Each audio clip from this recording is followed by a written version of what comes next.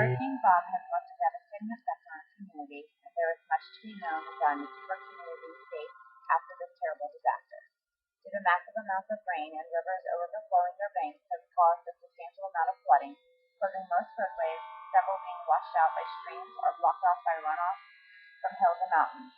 Millions are without power, and flooding has displaced thousands from their homes. We are unclear the amount of damage the storm has wrenched upon our state, but the estimates are in the billions. FEMA has been working their way through setting up makeshift shelters in any standing, non-flooding buildings, giving safe refuge to any and all that need it. Local high schools that do not have much damage or flooding are being used predominantly in neighborhoods. However, due to flooding, it is imperative that if you can stay where you are, then do not travel. Fire and rescue are combing neighborhoods in attempts to rescue those from damaged and flooded homes that are not safe for residents to remain. In areas where vehicles are unable to pass through, fire and rescue is navigating by boat, therefore those in homes with considerable flooding remain at higher levels until rescue can get to you. There is much you can do to remain safe during this disaster, so please pay careful attention.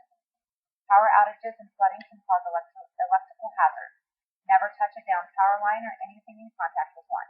If a power line falls on your car, remain inside unless the car catches fire or authorities tell you to get out.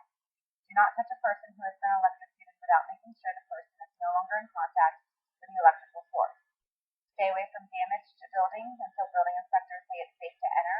When it is safe, enter during daytime only so you can see hazards. Wear protective clothing during cleanup and avoid wading in water to reduce injury. Leaving immediately if you hear unusual noises. Remember, pace yourself during cleanup. Home fires are a threat after a natural disaster. Fire trucks may have trouble getting to your home. If your home was flooded, look for signs that your appliances have gotten wet and throw them away to protect from shock or fire. Constantly watch your children to prevent playing in or around water.